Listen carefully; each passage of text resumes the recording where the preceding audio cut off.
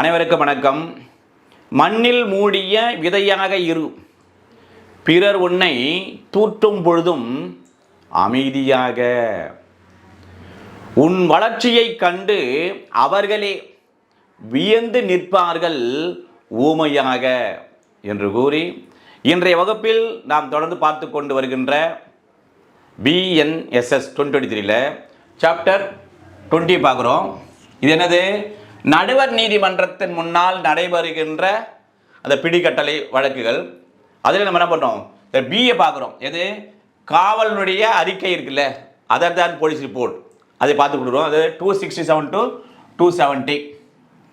இதில் நாம் பார்க்க இருப்பது இப்பொழுது 269 BNSS 2023. ஏற்கனவே சிஆர்பிசி எந்த பிரிவில் இருந்தது என்று சொன்னால் 246 இருந்தது.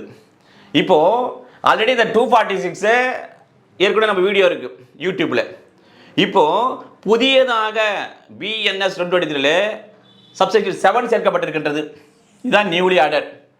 அப்போ இதை மட்டும் பார்த்தோம்னா நம்ம அதை நம்ம தெரிஞ்சுக்கலாம். சரி, இப்போது procedure where accused is discharge, அதாவது இப்போ இந்த இந்த எதிரியானவர் விடுவிக்கப்படாத போது என்ன நடைமுறையை பின்பற்ற வேண்டும் இந்த நடுவர் நீதிமன்றம் என்று சொன்னால் இதெல்லாம் ஃபுல்லாக பார்த்துக்கலாம். இப்போ நியூலி ஆர்டர் மட்டும் பார்த்துருமே.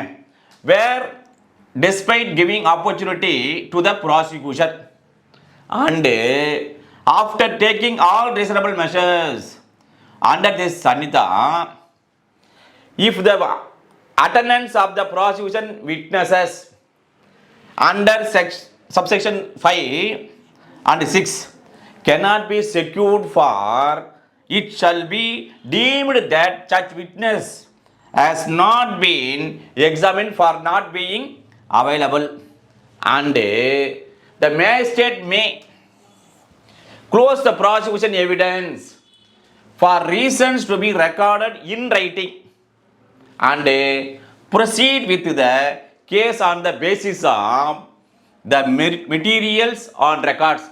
இப்போ அப்படியே வழக்கம் போல் பட விளக்கத்தோட என்னன்னு பார்த்தா தான் நமக்கு ஈஸியாக புரியும். Forever in our mind. சரி, இப்போ ஜுடிஷியல் மேஜிஸ்ட்ரேட்டில் வழக்கு நடைபெறுகின்ற போது இது எவிடன்ஸ் இவங்க தான் சாட்சி கொடுக்க வந்திருக்காங்க. உதாரணத்துக்கு பார்த்தீங்கன்னா இங்கே முதல் விசாரணை முடிஞ்சு விட்டது, சீப் டேக்கன் எடுத்துட்டாங்க. பிறகு இந்த செக்ஷன் இப்போ புதுசாக வந்துருக்குதுல்ல 269 படி அதில் செக்ஷன் 5, 6 இருக்கும். அதன்படி குறுக்கு விசாரணை, மறு விசாரணை அதன்படி செய்ய வேண்டுகின்ற போது இவங்க அவைலபிள் இல்லை, சீப் சொல்லிட்டு போயிட்டாங்க. அப்புறம் திருவிழான் பெடிஷன் போடுறோம். அப்போ ப்ராசிக்யூஷன் சைடில் என்ன பண்ணுறாங்க, அவங்க போய் போலீஸ் கிட்ட சொல்கிறாங்க. ஆனால் எங்கேயுமே தேடுறாங்க போலீஸ், ஐயா அந்த சாட்சி இல்லைங்க, அப்புறம் விட்னஸ் வாரண்ட் அப்பவும் கிடைக்கும்ல, நாட் அவைலபிள்.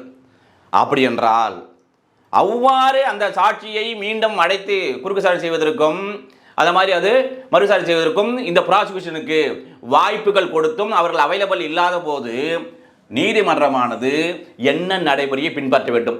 இதான் இது புதிதாக இப்போ இருக்கின்ற BNSS 2023 சேர்க்கப்பட்டிருக்கிறது. என்று சொன்னால் நடுவர் அவர்கள் இந்த சாட்சி சொல்லிட்டு போனார்ல, மறுபடியும் மீண்டும் குறுக்கு விசாரணைக்கும் மறுசாரணைக்கும் வர முடியாததுக்கு வர முடியவில்லை, ஏன் அவைலபிலிட்டி இல்லை என்கின்ற அந்த காரணத்தை நடுவர் அவர்கள் ஆஃப்டர் ரெக்கார்டிங் இன் ரைட்டிங் எழுத்து மூலமாக அந்த காரணத்தை எழுதிவிட்ட பிறகு இதனால தான் வர முடியலைங்க, அவங்க அப்ராட் போயிட்டாங்க, இல்லை வேறு ஏதோ ஒரு ரீசன், அந்த காரணத்தை எழுத்து மூலம் எழுதி கொண்ட பிறகு என்ன செய்ய வேண்டும்? பிறகு அவர்கள் விசாரித்த பிறகு என்ன நடைமுறையோ இருக்கின்ற மெட்டீரியல்ஸ், அந்த ஆவணங்களாக இருக்குல்ல, ஏற்கனவே விசாரிச்சிருப்பாங்க, எல்லாம் மற்ற சார்ஜ் ஷீட் இருக்கும், என்னென்ன ஆவணங்கள், அதன் அடிப்படையிலே அந்த வழக்கினை தொடர்ந்து நடத்துதல் வேண்டும். இதுதான் சொல்லுகிறது.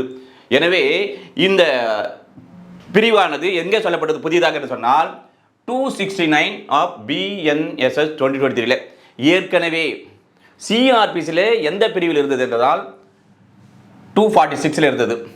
இதில் என்ன மாற்றம்? இப்போ சப்செக்ஷன் 7 மட்டும் புதிதாக சேர்க்கப்பட்டு இருக்கின்றது, மற்றபடி எந்த மாற்றம் இல்லை. எனவே முழு விவரங்களுக்கு இந்த வீடியோவில் உள்ள லிங்கை பயன்படுத்தி ஏற்கனவே 246 சிஆர்பிசி இருக்கும், அதை பார்த்து கொள்வோம் என்று கூறி அடுத்த சந்திப்போம். நன்றி, வணக்கம்.